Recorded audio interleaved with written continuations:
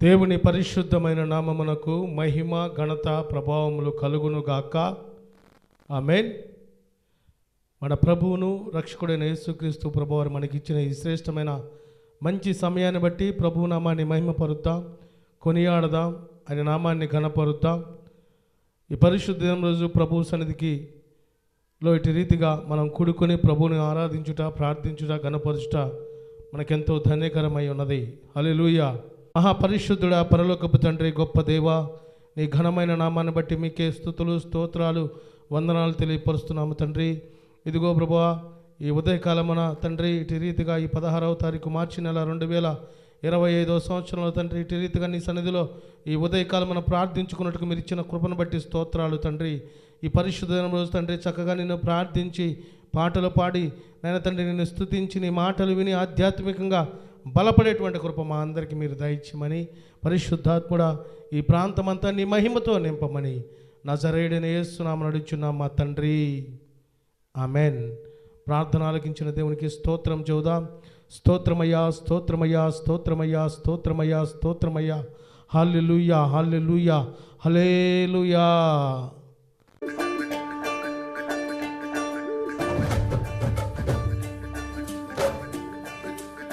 హల్లెలూయా. దేవునికి మహిమ కలుగును గాక.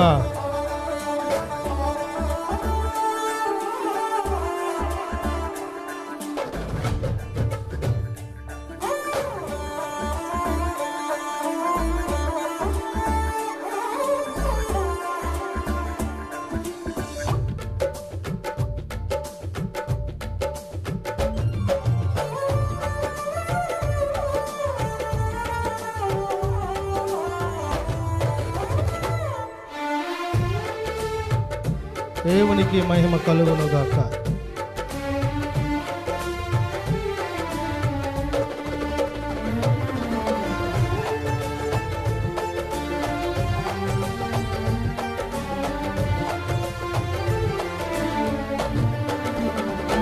బహు సౌందర్య సియోనులో స్తుతి సింహాసనాసీనుడా.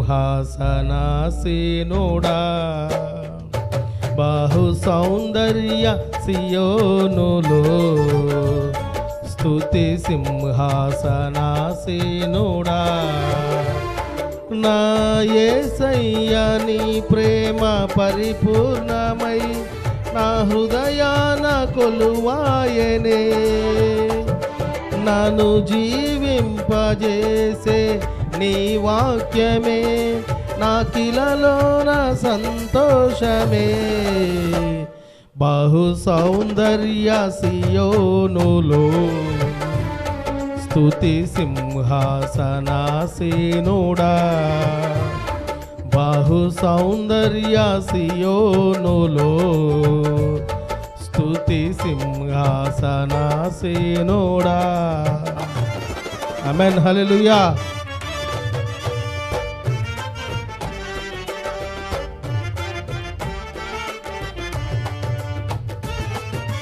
దేవుని ఉన్నతమైన నామమునకు మహిమ కలుగును గాక.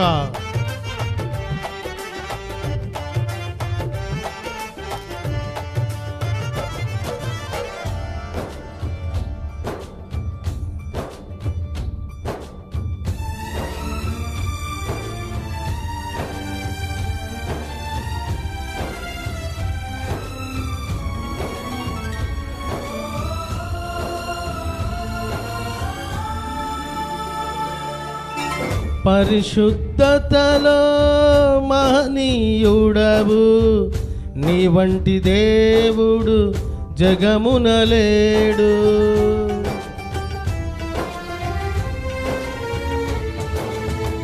పరిశుద్ధతలో మహనీయుడవు, నీ వంటి దేవుడు జగమున లేడు.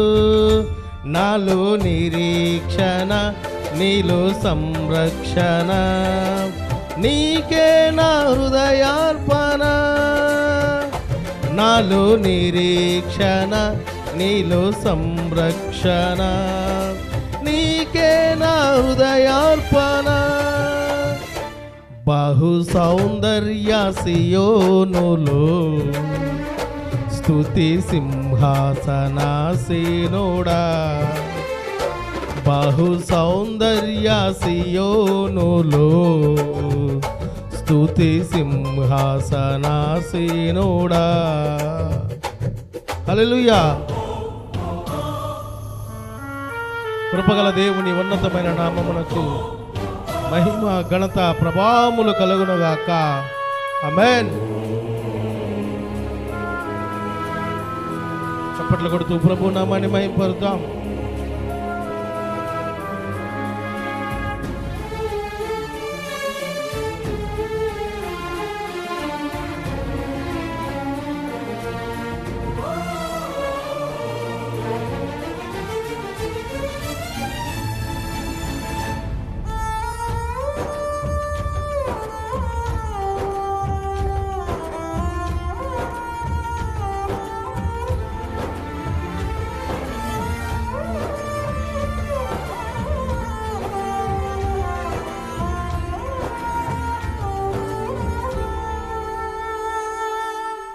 ఓటమి నీడలో క్షేమము లేక వేదన కలిగిన వేళలయందు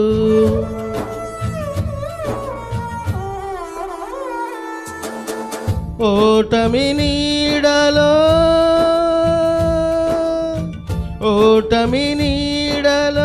క్షేమము లేక వేదన కలిగిన వేళలయందు నీవు చూపించిన నీ వాత్సల్యమే నా హృదయాన నవజ్ఞాపిక.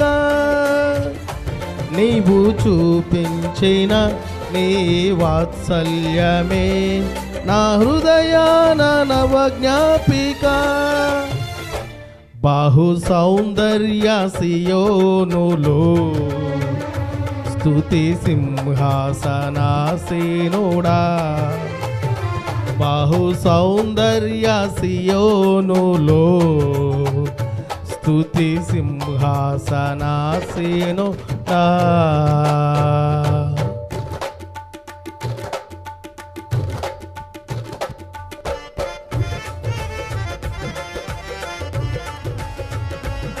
ఆమేన్. హల్లెలూయా.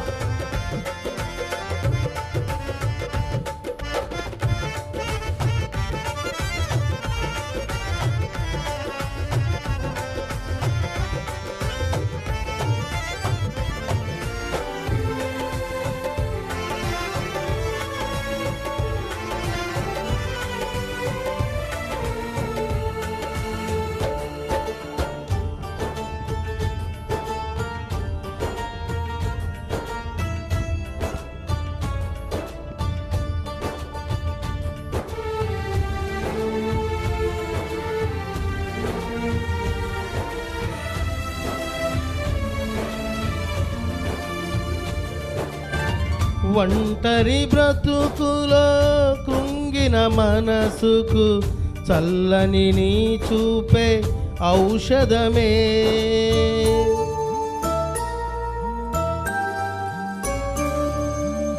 ఒంటరి బ్రతుకులో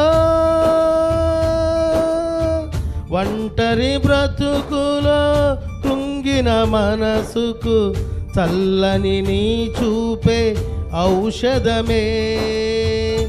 ప్రతి అరుణోదయం నీ ముఖ దర్శనం నాలో నింపెను ఉల్లాసమే. ప్రతి అరుణోదయం నీ ముఖ దర్శనం నాలో నింపెను ఉల్లాసమే. బాహు సౌందర్య సియోనులో స్తుతి సింహాసనాసీనుడా బాహు సౌందర్య సియోనులో స్తుతి సింహాసనాసీనుడా. నా యేసయ్యా నీ ప్రేమ పరిపూర్ణమై నా హృదయాన కొలువాయనే. నాను జీవింపజేసే నీ వాక్యమే నాకిలలో నా సంతోషమే. బహు సౌందర్య సియోనులో స్తుతి సింహాసన సీనుడా. బహు సౌందర్య సియోనులో స్తుతి సింహాసనాసీనుడా.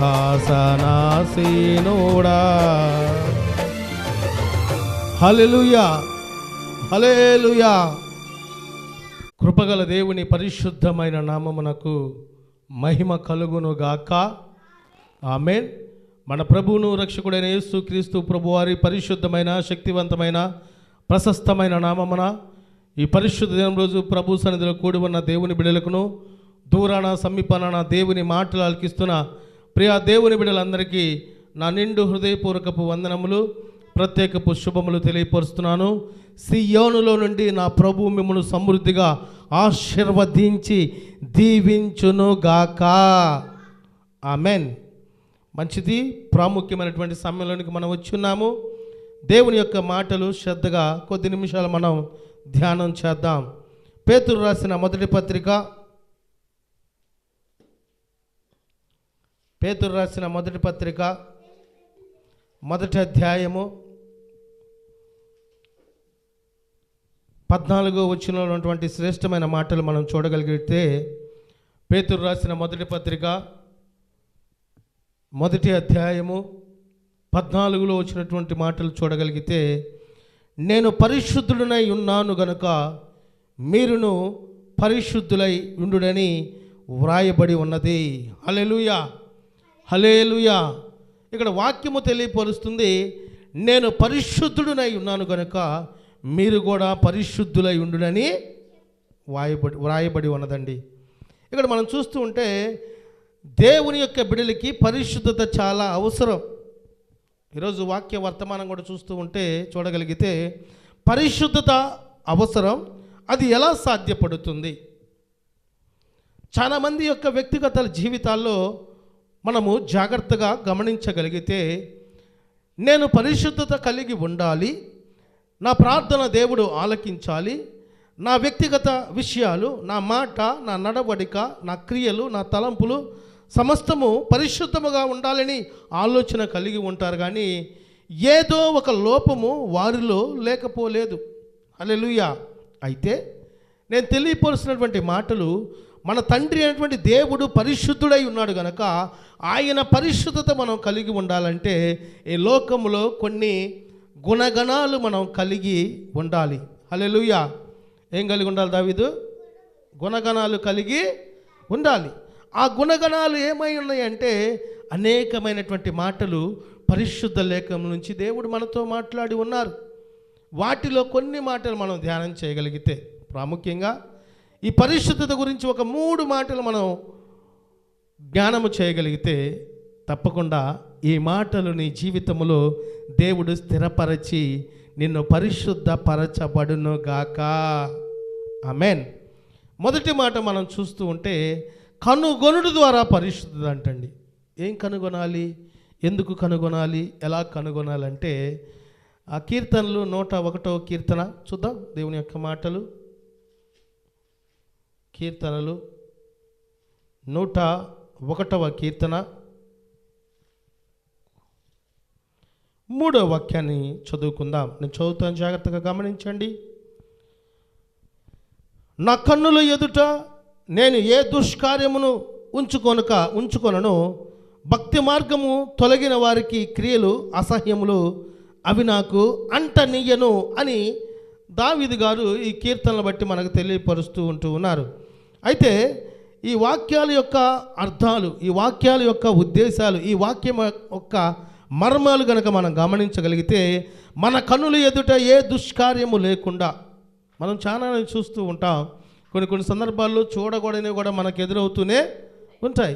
కనుక ఏదైతే చూడకూడదు దాన్ని మనం చూడకూడదు, ఏదైతే చూడాలో దాన్నే మనం చూడాలి.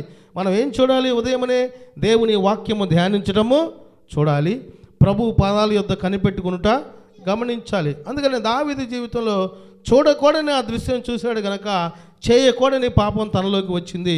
తద్వారా దేవునికి దూరమైనటువంటి పరిస్థితులు మనం చూస్తూనే ఉన్నాం. రాజ్య పరిపాలన, దేశమును విడిచి ఏదో బయటి వాళ్ళలాగా, పరాయి వాళ్ళలాగా, దొంగలాగా అటు ఇటు తిరిగినట్లు కూడా మనం చూస్తూనే ఉన్నాం. కనుక ఈ శ్రేష్టమైనటువంటి సమయంలో పరిశుద్ధత మనకి చాలా అవసరం. అది ఎలా సాధ్యపడుతుందంటే మనల్ని మనం కనుక్కొనుట ద్వారా పరిశుద్ధత. ఎదుటి వ్యక్తి ఉండి నువ్వు అలా ఉన్నావు ఇలా ఉన్నావంటే కాదు, మనల్ని మనం ఎలాగున్నామో మనం ఒకసారి పరిశీలన చేసుకునగలిగితే ఆ పరిశుద్ధత మనకు తెలియపరుస్తుంది. ఆ పరిశుద్ధత ప్రభు యొక్క పరిశుద్ధత కలిగి ఉండటకు దోహదపడుతుంది. దేవునికి స్తుతి కలుగునుగాక. ఆమేన్. కనుక పాపము కనుగొనుట ద్వారా పరిశుద్ధత. యెషయా 1:16 ఉంది, తర్వాత చదువుకుందాం. పాపమును కనుగొనుట ద్వారా, నాలో ఏ పాపం ఉంది, నాలో నీకు అయిష్టమైన ఏ క్రియ ఉందో దాన్ని మనం కనుక్కోవాలి. దేవునికి అయిష్టమైనటువంటి సమస్తము మనం శుద్ధి చేసుకోగలిగితే దేవుడు మనకు తప్పకుండా పరిశుద్ధతని దయచేస్తాడు. అదేవిధంగా మనం చూస్తే నన్ను కడుగుమని వేడుకొనిన దావీదు వలె మనం కూడా దేవుణ్ణి నన్ను కడుగు ప్రభువా, హిస్సోపుతో నన్ను కడుగు తండ్రి, హిమము కంటే తెల్లగా నన్ను మార్చు ప్రభువా అని ప్రభువుని వేడుకునేటువంటి మనసు మనం కలిగి ఉంటే తప్పకుండా నీవు కలిగి ఉన్నటువంటి మనసును బట్టి నిన్ను ప్రభువు పరిశుద్ధపరచబడునుగాక. ఆమేన్. రెండో పాయింట్ మనం చూడగలిగితే ప్రత్యేకించబడుట ద్వారా పరిశుద్ధత.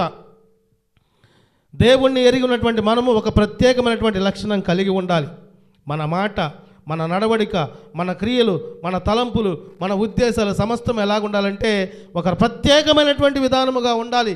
ఎందుకంటే మనమందరము ఈ లోక సంబంధమైనటువంటి వారము కాదు, కానీ దేవుని యొక్క బిడలమై, దేవుని యొక్క కుమారులు కుమార్తెలమై, రాజులు యువరాజులమై ఉన్నాం కనుక మనం ఒక ప్రత్యేకమైనటువంటి స్థితి లోకంలో కలిగి ఉండాలి.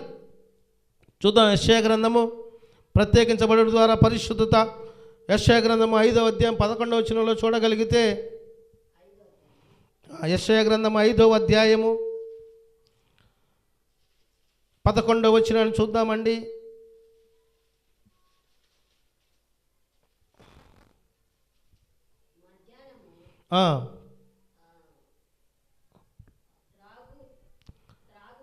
మద్యము త్రాగుడుమని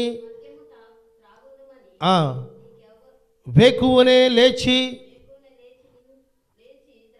ద్రాక్షారసము తమకు మంట పుట్టించు వరకు, చాలా రాత్రి వరకు పానము చేయి వారికి శ్రమ. హల్లెలూయా. ఇదిగో అపవిత్రమైనటువంటి వాటి గురించి దేవుడు తెలియపరుస్తూ, మద్యము త్రాగేవారికి రాత్రి అంతా కూడి మద్యము తాగేవారికి శ్రమ. మద్యము తాగేవారికి అల్లర్లు లేపుతుంది, కుటుంబాల్లో సమస్యలు వస్తాయి, కుటుంబాల్లో ఇబ్బందులు వస్తాయి. మద్యము తాగేవారు దేవునికి ఇష్టలుగా ఉండలేరనే వాక్యము తెలియపరుస్తుంది. కనుక ప్రత్యేకించబడడం ద్వారా పరిశుద్ధత దేవుడి యొక్క బిడ్డలకు అవసరం.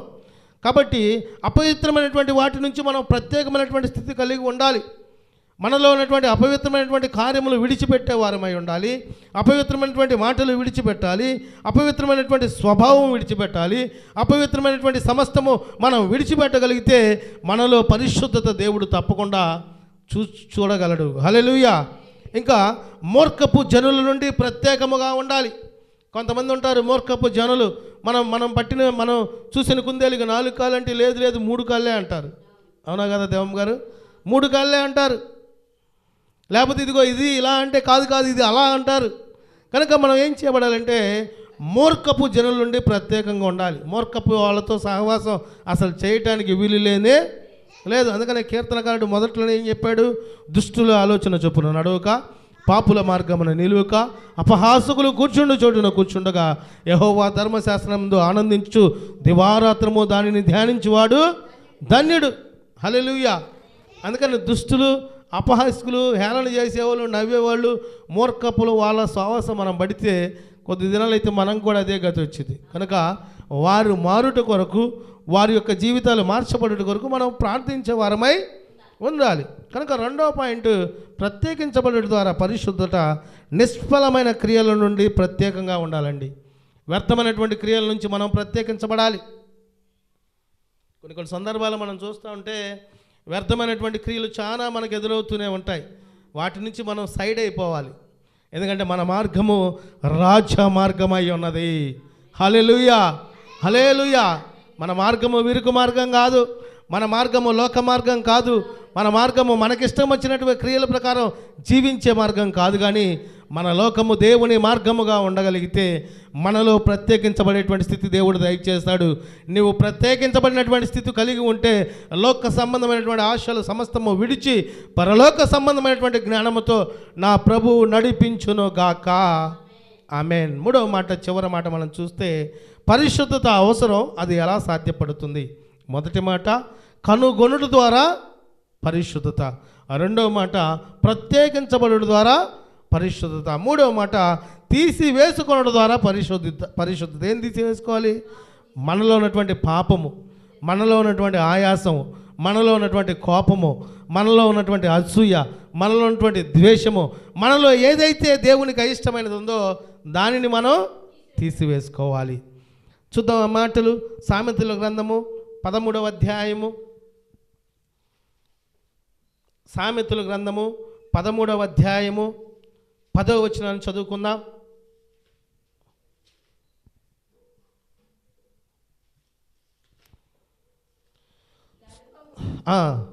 గర్వము వలన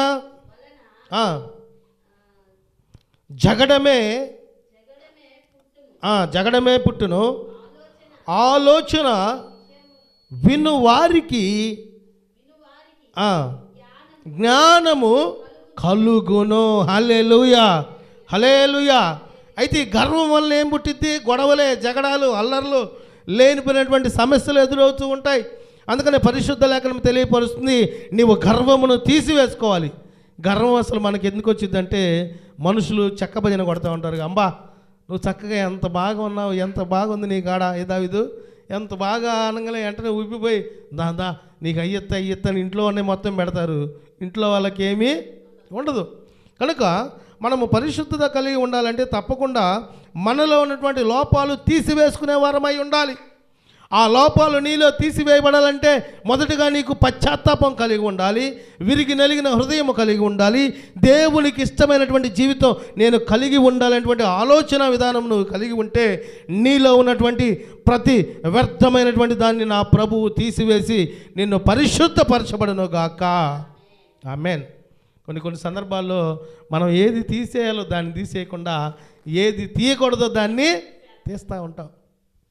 అదేమంటే చూడట్లేదుగా దేవుడు, లేకపోతే దేవుడు గమనించట్లేదు కానీ ఆలోచన కలిగి ఉంటామండి. కానీ ఒకానొక దినమున సమస్తము లెక్క చెప్పవలసిన దినము ఇప్పుడిప్పుడే రాబోతుంది. ఆ గడియలు జరుగుతూ ఉన్నాయి. కనుక మనము పరిశుద్ధత కలిగి ఉండాలంటే మనలో ఉన్నటువంటి లోపాలు తీసివేసుకోవాలి. అంతకంటే శ్రేష్టము మనలో గర్వం ఉంటే ఆ గర్వాన్ని తీసివేసుకోవాలండి. గర్వం వల్ల ఏమొచ్చింది? అల్లరి వచ్చింది, గొడవలు వస్తాయి, జగడాలు వస్తాయి, సమస్యలు వస్తాయి. ఆలోచన వినువానికి జ్ఞానము కలుగుతుంది. ఇప్పుడు దేవుని మాట మనం వింటే మనకి జ్ఞానం వస్తుంది. ఒకవేళ నాలో దేవునికి అయిష్టమైనటువంటి కార్యాలు ఉన్నాయేమో వాటిని నేను తీసివేసుకోవాలి, పరిశుద్ధంగా ఉండాలి, ఉన్నతమైనటువంటి కృపతో దయతో ఎదగాలనేటువంటి ఆలోచన దేవుడు మనకు బయలుపరుస్తాడు. అందుకని మనం తీసివేసుకోవడం ద్వారా పరిశుద్ధత. మొదటిగా గర్వాన్ని తీసివేసుకోవాలి. రెండవదిగా ఆటంకంగా ఉన్నవి ఏవో వాటన్నిటినీ తీసివేసుకోవాలి. దేవునికి ఆటంకంగా, మన ప్రార్థనకి ఆటంకంగా, మనకి దేవునికి మధ్యగా ఏమున్నాయో వాటన్నింటినీ తీసివేసుకోగలిగితే మన ప్రార్థన డైరెక్ట్గా దేవుని దగ్గరికి వెళుతుంది. దేవుని దగ్గరికి వెళ్ళిన ప్రార్థన జవాబు ద్వారా మళ్ళీ మనకు తిరిగి వస్తుంది. కనుక మనకు ఆటంకంగా ఏమున్నాయో అవన్నీ నీకు తెలుసు, నిన్ను పుట్టించిన దేవుడికి తెలుసు. చూస్తున్నటువంటి మనకు తెలియకపోవచ్చు కానీ హృదయ అంతరంగమే ఎరుగున్న దేవుడికి సమస్తము చూచుచూ ఉన్నాడు, సమస్తము ఎరిగి ఉన్నారు. ఇంకా మూడవదిగా మన లోపములను తీసివేసుకోవాలండి. మనలో ఏవైతే లోపాలు ఉన్నాయో వాటిని తీసుకునేటువంటి ఆలోచన విధానం మనం కలిగి ఉండాలి. కనుక నా ప్రియ దేవుని బిడ్డలారా, ఆయన రాజ్యంలో, ఆయన పరలోక రాజ్యంలో ఉండేవారికి పరిశుద్ధత చాలా అవసరం. అవునా కదా? ఆయన పరలోక రాజ్యం చేర్చబడాలంటే పరిశుద్ధంగా ఉండకుండా అపరిశుద్ధంగా ఈ లోకంలో బ్రతికి, ఈ లోకంలో జీవించి, ఈ లోకంలో ఉండి దేవా నన్ను పరలోకం చేర్చంటే కుదిరిద్దా? కుదరదు. పరిశుద్ధ లేఖలో ఉందిగా అపోస్తుల కార్యంలో ధనవంతులైనటువంటి దివికస్సు, దరిద్రైనటువంటి లాజరు. దరిద్రైనటువంటి లాజరు ఎలా ఉన్నాడు? తను కలిగినటువంటి స్థితి ఎలా భయంకరంగా ఉన్నప్పటికీ ప్రభు యొక్క స్థితిలో పరిశుద్ధత కలిగి ఉన్నాడు, యథార్థత కలిగి ఉన్నాడు, విశ్వాసము కలిగి ఉన్నాడు. తను మరణించాడు, అబ్రహాము రొమ్మును ఆనుకొని ఉన్నాడు. ధనవంతుడైనటువంటి దివికస్ ఏం చేశాడు? రోజుకొక వంట, రోజుకొక వెరైటీ తిన్నాడు, రోజుకొక బట్టలు వేసుకున్నాడు. ఏమైనా ఫంక్షన్లో ఏమైనా వస్తే బంధువులందరినీ పిలిపించుకొని నా డబ్బు చూడు, నా క్యాష్ చూడు, నా యొక్క ఇది చూడు అనుకున్నాడు. కానీ తన వ్యక్తిగత పరిశోధన తను చేసుకోలేకపోయాడు, పరిశుద్ధత తను చేసుకోలేకపోయాడు. మరణించినప్పుడు అప్పుడు జ్ఞాపకం వచ్చింది తనకి, నా తండ్రివైన అబ్రహామా అని కేకలేస్తా, నేను దప్పికొనుచున్నాను, లాజరు చెట్టుకి నా వేలు చేత నాకు ఒక్క చుక్క నీటి పంపించండి తెలియపరుస్తూ, అబ్రహామా అబ్రహామా, నా ఇంట నా సహోదరులు ఉన్నారయ్యా, నేను ఈ వేదన పడకుండా ఉండటానికి వారికి ముందుగానే తెలియపరచండి అయ్యా అని తెలియపరుస్తున్నాడండి. హల్లెలూయా. కనుక కొంతమందికి ఎప్పుడు బుద్ధి జ్ఞానము వచ్చిందంటే సమస్యలు వచ్చినప్పుడు, ఇబ్బందులు వచ్చినప్పుడు, లేనిపోయినటువంటి నిట్టూర్పులు వేదనలు వచ్చినప్పుడు వస్తూ ఉంటుంది. కానీ దేవుని బిడ్డలు కనుక పరిశుద్ధత కలిగి ఉంటే పరలోకము చేర్చబడేటువంటి అట్టి కృప దేవుడు వారికి దయచేయను గాక. కనుక మనందరికీ పరిశుద్ధత అవసరం. ఎందుకు పరిశుద్ధత అవసరం అంటే పరలోక రాజ్యములో ఆయన సన్నిధిలో ఆయన ఆరాధించి మహిమపరిచేటువంటి గొప్ప కృప దేవుడు మనకు దయచేయబోతున్నాడు. కనుక పరిశుద్ధత అవసరం. అది ఎలా సాధ్యపడుతుందంటే మొదటిగా మనల్ని మనం కనుగొనడం ద్వారా పరిశుద్ధత, రెండవదిగా ప్రత్యేకించబడటం ద్వారా పరిశుద్ధత, మూడవదిగా మనలో ఉన్నటువంటి లోపాలు తీసివేసుకోవడం ద్వారా పరిశుద్ధత దేవుడు మనకు దయచేస్తాడు. కనుక మనం దేవుడు నేను పరిశుద్ధునై ఉన్నాను కనుక మీరు కూడా పరిశుద్ధులై ఉండండి అని వ్రాయబడి ఉన్న లేఖనాల ప్రకారం మనం కూడా పరిశుద్ధత కలిగి ఉందా? దేవుని కృపకి పాత్రులైనటువంటి అట్టి గొప్ప ఉన్నతమైనటువంటి ప్రేమ దేవుడు మనందరి మీద నిండుగా మెండుగా ఆశీర్వదించును గాక. ఆమేన్. ఈ శ్రేష్టమైనటువంటి మాటలు దేవుడు మన వెనుకలో ఆశీర్వదించి దీవించును గాక. ఆమేన్. ప్రార్థన చేసుకుందామండి అందరం వ్యక్తిగతంగా. మహాపరిశుద్ధుడా, పరలోకపు తండ్రి, గొప్ప దేవ, నీకే వందనాలు ప్రభువా. ఇదిగో ఈ శ్రేష్టమైనటువంటి సమయంలో పరిశుద్ధత అవసరం, అది ఎలా సాధ్యపడుతుందని మాతో మాట్లాడారు తండ్రి. ఇదిగో కనుగొనుడు ద్వారా పరిశుద్ధత, మాలో ఉన్నటువంటి లోపాలు, మాలో ఉన్నటువంటి పాపము, మాలో ఉన్నటువంటి వ్యర్థమైనటువంటి కార్యములు మేము కనుగొనడం ద్వారా పరిశుద్ధతను తెలియపరిచావు తండ్రి. ఆ పరిశుద్ధత కనుక్కునేటువంటి జ్ఞానము మాకు దయచేయమని ప్రార్థిస్తున్నాము తండ్రి. రెండవదిగానైనా ప్రభువా, ఇదిగో తండ్రి, ప్రత్యేకించబడు ద్వారా పరిశుద్ధత, మాలో ఏ లోపాలు ఉన్నాయో, ఏ సమస్యలు ఉన్నాయో వాటన్నిటిని విడిచి ఒక ప్రత్యేకమైనటువంటి జీవితం కలుగునట్టుకు మీరు కృప చూపించమని ప్రార్థిస్తున్నాము దేవా. ఆ ప్రత్యేకమైనటువంటి జీవితాన్ని మాకు దయచేయమని ప్రార్థిస్తున్నాం. మూడవదిగా తీసివేసుకోవడం ద్వారా పరిశుద్ధ అని తెలియపరిచావు తండ్రి. ఇదిగో గర్వం తీసివేసుకోమని చెప్పావు, ఆటంకాలు తీసివేసుకోమని చెప్పావు, ఇదిగో మన లోపాలు తీసివేసుకోవాలని తెలియపరిచావు తండ్రి.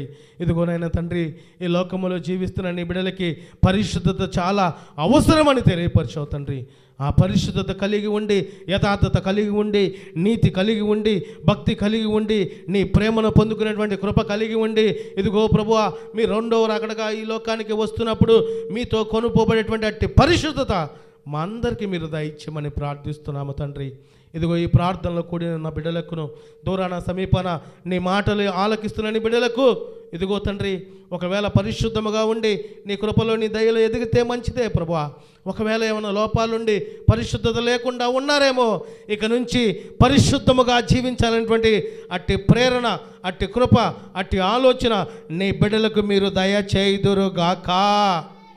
ఇదిగో తండ్రి, ఈ లోకంలో మేము పరిశుద్ధత కలిగి జీవిస్తే పరలోకంలో నిన్ను కన్నులారా చూసేటువంటి గొప్ప భాగ్యము మాకు దయచేస్తానని తెలియపరిచావు గనక అట్టి గొప్ప పరిశుద్ధత మాకు దయచేసి మాలో ఉన్నటువంటి లోపాలు తీసివేసి, మాలో ఉన్నటువంటి ప్రతి మీకు ఆయాసకరమైనది తీసివేసి, మాలో ఉన్నటువంటి ప్రతి పనికి మాలినటువంటి వాటిని తీసివేసి పరిశుద్ధపరిచి హృదయ శుద్ధి దయచేసి నీ కృపలో, నీ దయలో, నీ ప్రేమలో నిత్యము మమ్మల్ని నడిపించి బలపరిచి స్థిరపరచమని ప్రాముఖ్యంగా ఈ ప్రార్థనలు ఏగిపిస్తున్న బిడ్డలకి ఏ సమస్యలు ఉన్నాయో, ఏ బాధలు ఉన్నాయో, ఏ వేదనలు ఉన్నాయో, ఏ నిందలు నిట్టూర్పులు నాయన తండ్రి, ఎటువంటి తండ్రి భయంకరమైనటువంటి నాయన ప్రభా విషయాల్లో ఆలోచన కలిగి ఉన్నారో వాటన్నిటి నుంచి విడుదల దయచేసి నీ గొప్ప కృప నీ బిడ్డల మీద నిండుగా నాయన తండ్రి మెండుగా ఉంచి వారి సమస్యలు మీరు యేసు నామములో తీసివేయుదురుగాక. వారికి ఉన్నటువంటి నిందలు మార్చుదురుగాక. వారికి ఉన్నటువంటి ప్రతి సమస్యలు యేసు నామములో తీసివేసి క్రీస్తు మహిమైశ్వర్యంలో ప్రతి అవసరంలో నీ బిడ్డలకి మీరు తీర్చుదురుగాక. మీరే తోడై ఉండి బలపరచమని నజరేయుడైన యేసుక్రీస్తు ప్రభువారి ఉన్నతమైన నామమున ప్రార్థించి అడిగి వేడుకొనుచున్నాము మా తండ్రి. ఆమెన్. ఇప్పుడు మన తండ్రి అయిన దేవుని యొక్క ప్రేమయు, కుమారుడైన యేసుక్రీస్తు ప్రభువారి ఉన్నతమైన కృపయు పరిశుద్ధాత్మ యొక్క సన్నిధి సహవాసమును ఈ ప్రార్థనలో కూడి ఉన్న మనకును దూరాన సమీపాన దేవుని మాటలు ఆలకిస్తున్న ప్రియా దేవుని బిడ్డలకును ఎప్పుడునో ఎల్లప్పుడూ సదాకాలము దేవుడు తోడై ఉండి వారి జీవితంలో పరిశుద్ధత దేవుడు దయచేసి వారు చేసే ప్రతి పనిని బట్టి మీకు మహిమ వచ్చినట్లు వారికి ఆశీర్వాదకరంగా మార్చబడినట్లు అట్టి గొప్ప కృపతో మీరు నీ బిడ్డల్ని దీవించి ఘనపరిచి తోడై ఉండి ఆశీర్వదించి దీవించుదురుగాక. ఆమెన్. హల్లెలూయా, హల్లెలూయా, హల్లెలూయా, ఆమేన్. మన ప్రభు అయిన యేసుక్రీస్తు ప్రభువారి ఉన్నతమైన కృప మనందరికీ తోడై ఉండునుగాక. ఆమేన్. మీ అందరికీ హృదయపూర్వక వందనాలు తెలియపరుస్తున్నాను.